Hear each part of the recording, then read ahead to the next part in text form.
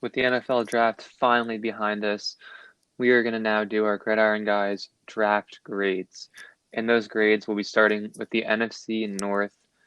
Honestly, the division with some of the most intriguing draft classes, hot team selecting high with lots of picks. So let's get right into it with the Chicago Bears. Now, the Chicago Bears did not have a first round pick and had a very, I would say, vanilla draft. But Kevin, outline how the Bears took not having much draft capital and did a decent job in the draft. Yep. So, despite not having many picks in this year's draft, the Bears made a pretty good haul in the second round, taking Cole Kmet and Jalen Johnson. Both we thought were probably second round players. So, I think they got pretty good value there. Um, Later on in the draft, they got a lot of depth guys. Darnell was a solid late round wide receiver pick with a lot of upside. Hopefully, they use him better than they used Riley Ridley last year. And Trevis Gibson from Tulsa, he's shown potential too, and maybe he can work with a lot of the great D linemen in Chicago and improving his game.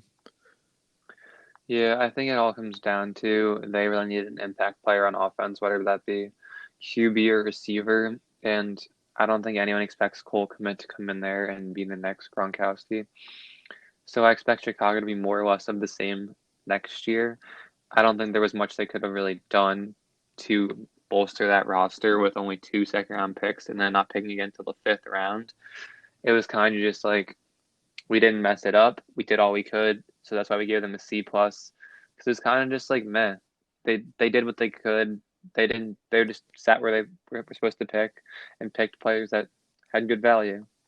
The Khalil Mack Yeah, trade is responsible for the first round pick, and he's the impact player they needed. That's why they don't have a first round pick right here. yep. They also lost a third round pick from that trade too, which the final trade turned out to be the Bears got Khalil Mack, Money, Cole Kmet, and Arlington Hambright, and the Raiders received Josh Jacobs, Damon Arnett, Brian Edwards, and cap space that allowed them to sign and extend Darren Waller, Rodney Hudson, Trent Brown, Tyrell Williams, and Lamarcus Joyner. Yeah, and honestly, it's I'd hard to. say it was a pretty fair trade for both parties. Everybody got what they wanted. So it kind of seems to be a very even trade right now. Yeah, little team. Neither team has really found much success after the fact. Both have been kind of mediocre, but that may change in the next 2 years. Now moving on to a team that's starting to take a step towards an elite NFL franchise of late, the Minnesota Vikings. Just absolutely nailed this draft, selecting 15 players overall. That's how you bolster a roster that lost a lot of talent in free agency. And then they were able to draft five players that we had in our about top 100 prospects. Jeff Gladney and Justin Jefferson with grades over 90. Minnesota just knocked it out of the park. They traded back to acquire more capital to get Gladney. Gladney we were very high on already. Got Ezra Cleveland, great value in the mid-second round. Added another corner prospect we were like in Cam Dantzler, linebacker Troy Dye. I think Minnesota, after they lost a lot of players, people were skeptical on how good they'd be this upcoming season. But with this draft class, they honestly could be better than last year. I don't. Yeah, they They might nailed be. it. Um, I think Jeff Gladney and Justin Jefferson both plug and play guys to replace Xavier Rhodes and Stephon Diggs. Justin Jefferson could have upwards of 70 catches this year alone, and as a rookie, that's unreal. I really like Ezra Cleveland pickup, especially having the Trent Williams traded fall through. Cam Dantzler could even start right away. DJ Wanum from South Carolina reminds me a lot of Daniil Hunter too, and if he can learn under him, that could be huge. Troy Dye could start right away. James Lynch from Baylor could be a rotational piece in that D line. A lot of upside through the entire draft. I even really like their seventh round pick. Two of them, Kenny Willekes from Michigan State and Nate Stanley from Iowa. Both great underrated football players.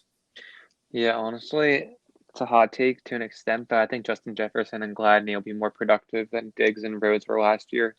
Rhodes did I not think play so that too. well last year, and Diggs, Burnt honestly, like toast. yeah, burnt like toast, and or as you say, open roads. And Jefferson may just fit that team better.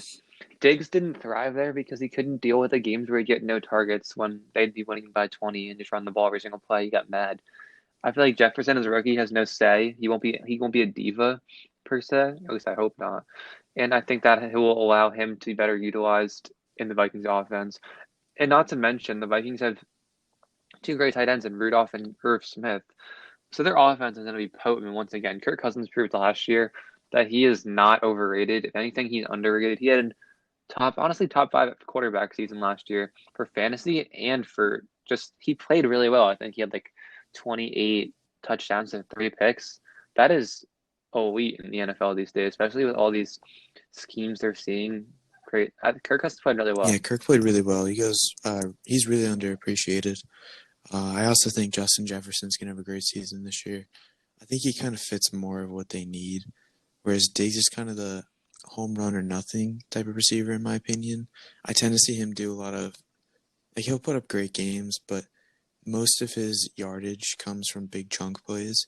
And I think Jefferson's more of a methodical, like get him a lot more catches and He's a then better route yeah, runner. a lot more catches and then run after catch.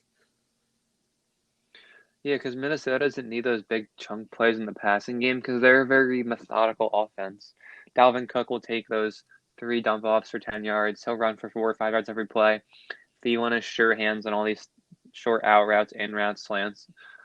And they don't need those big home run plays. They just need that consistent, we're going to get these curls, slants, hooks from Jefferson and Thielen. That is a tough offense to defend, especially as Ezra Cleveland can come in there and make that offensive line even better. Minnesota, in my opinion, is best team in this NFC North Yeah. division, and they should be just as good as they were last year. And this draft will only help Yep. that. Now for a team that we Complete think bombed the opposite. draft, the Green Bay Complete Packers. opposite of Minnesota. Green Green Bay won 13 games last year and made it to the NFC Championship. Now, I think that record is a bit deceiving in the fact that Green Bay was not nearly as dominant as a 13-3 team should be. I think they beat teams that were better than on paper, but any team that was somewhat of a roster of talent, they really struggled. But they take Jordan Love and AJ Dillon with their first two draft picks. Those players in that position on the Green Bay Packers are Aaron Rodgers and Aaron Jones, arguably your two best players. Now, we are both pretty high on Jordan Love, I would say. I just don't understand trading up for him. I don't think he would have been taken round one, honestly. He got picked 26th. Green Bay traded up to get Yeah, him. I don't I think don't think they any had of to those teams move. behind them would have I don't taken think him. they'd move up. I Maybe don't think they. Seattle would have traded. Maybe Indianapolis would have jumped, but I highly doubt that. I think Green Bay could have stayed where they were, had taken him. But the thing that bothers me with them taking Jordan Love was they were really Devontae Adams dominated for most of the season last year up until he got hurt. And once he got hurt, that offense was nothing without Aaron Jones. And the one thing they needed this offseason was a number two for Devontae Adams, and they failed to get it multiple times. Passed on 36 wide receivers. 36 in one of the deepest draft classes ever. And they passed on wide Yep. receivers in free They signed Devin agency. Funchess. Devin Funchess ain't a number two. Guys like And they let Geronimo Allison walk. guys like guys like Robbie Anderson. All right, they're not that good. Like Robbie Anderson he's an average to slightly above average wide receiver, put up like 700, 800 yards last couple of years. Solid enough. He was not signed until after free agency ended. You could have brought him in for $6-7 million on like a 2 or 3 year deal. I'm sure they take a discount to play with Aaron Rodgers. Going from Sam Darnold to Aaron Rodgers, that's a selling point. Green Bay, you got nothing. And we like Jordan Love, but I think they could have traded up to get Patrick Queen and then packaged probably their second and their third to get maybe ensure they can get Jordan Love in the top of the second round. Because a lot of teams are really going to move out from the top of the second round. And honestly, trade up prices were not that high this year. Teams like the Chargers moved up 14 slots with the Two Patriots, picks. 37-23, and they got like a late third or a mid third. That's nothing. Years prior, that's a first and maybe another third in the future. It's Yeah, crazy. this year's trades were crazy. But Green Bay and we both really like AJ Dillon, Not but when you have two other he's running going to a backs. backfield. He's going to a backfield where I think Green Bay backfield and Seattle backfield are probably the two most Confusing. loaded backfields. Confusing is a better word. but they have plenty of talent. Both Jamal Williams and I guess you could say Rashad Penny's the backup could probably start and be pretty damn good. And now you're throwing in AJ Dillon to a passing first team. He's not a third down back, so he's not playing on third down. Aaron Jones just had 20 touchdowns. He's not playing on first and second down. Really, I I don't know do where he's not understand playing. that pick at all. I mean, I didn't think A.J. Dillon would even go second round, but he's a great player. I was thinking third or fourth, but obviously there was a run on running backs, so he was He was the definitely the best best running back running back on the available. board. But there were receivers that there were so many receivers, and you take your third string running back in the second round, and a guy who's not even going to start. This is a guy that's going to be your third running back, unless they decide to move Jamal Williams or Aaron Jones to like or more of a receiver role. This just I don't like it. It just You doesn't already make have a sense nice though committee. Why because change it? You have other positions. exactly their running game was great last year. It was so good. Green Bay's rushing attack was the best it's been as I can remember as a football fan. They were so good on the ground. I remember watching the Dallas game. Aaron Jones had four Great touchdowns. fantasy. They Great killed fantasy Dallas on the week. ground. Great fantasy running Not back. anymore. But you run for four touchdowns on an away game against a pretty solid front seven, and you draft running back in second round. We don't have a problem with the first two players, like Jordan Love and AJ Dillon. We have no problem with the The players. fit is It's just not the good. fit. Green Bay basically said we don't think we are good enough to win this year when they made the NFC Championship Yeah. game. Um. That's what they told their fan base. They have a Hall of Fame quarterback, arguably top 10 all time, who has probably 3 or 4 years left of elite to very solid play. And they said, "You're not. We don't think you're going to be able to win with Yeah. us anymore." What I did like though, moving on from the negatives about this draft, I did like the fact that round five on they got a lot of great depth between their offensive line, between John Runyon, Jake Hansen, Simon Stepaniak, whatever his name is. I did like that they got a lot of offensive line depth. That's very important. But Josiah DeGuara from Cincinnati, that was another questionable move. Yes, they need a tight end depth, and I guess they believe a lot in Jay Sternberger, their rookie from last year, to replace Jimmy Graham. But Josiah DeGuara, I think he's going to fit more of a fullback, kind of a Levine Toilolo role, what he had with the 49ers and the Falcons. But there were better tight ends on the board, in my opinion. I just not a big fan. Yeah, I mean,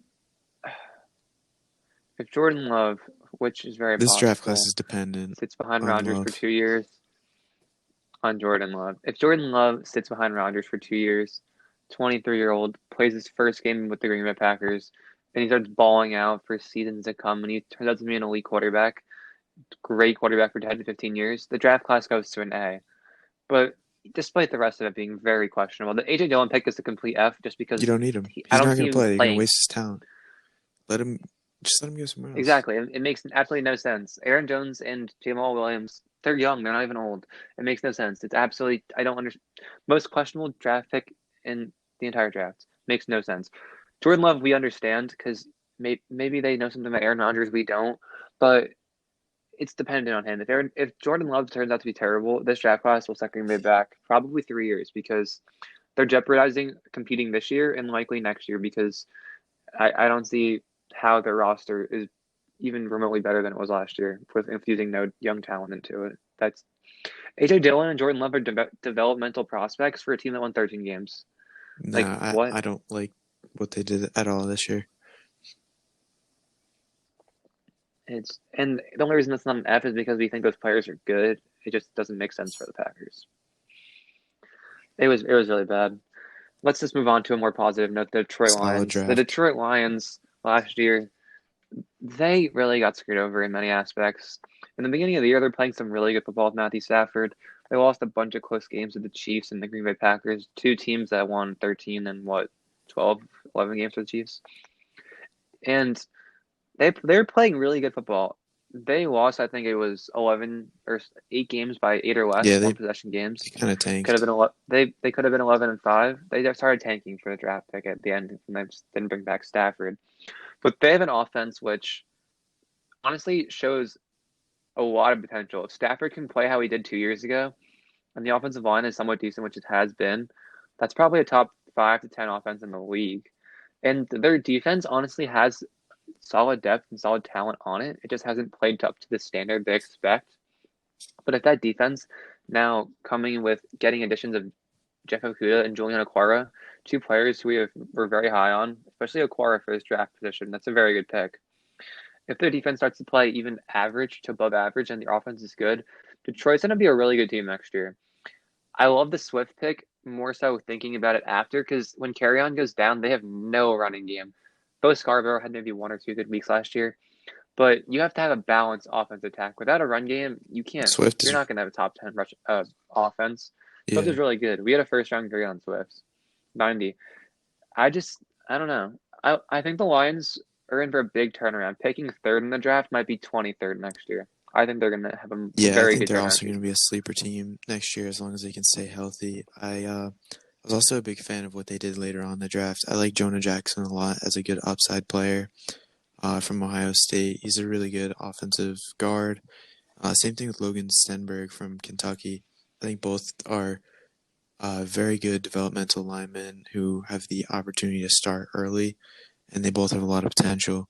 I also like their pick with the fifth round when they took Jason Huntley from New Mexico. It reminds me a lot of Theo Riddick. And yes, they took another running back, but this is a guy that they can replace Theo Riddick with, maybe save a little bit of cap, get some similar production.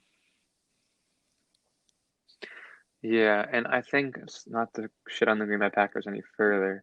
I think that the Detroit Lions took a win now draft when they won 3 games, and the Green Bay Packers took a developmental draft when they lost 3 games. Yeah, it's saying That's something. saying something. Detroit had more faith in Matthew Stafford than Green Bay had in Aaron Rodgers. It just doesn't make sense. If the Lions took a developmental quarterback and a developmental running back, and the Packers took this win now draft class, it would make so much more Mm-hmm. sense. But I Detroit really did well. The only reason why we can't give them a higher grade than a B It's dependent is on, because Okuda kind yeah, of fell into their laps. I mean, that was an easy pick.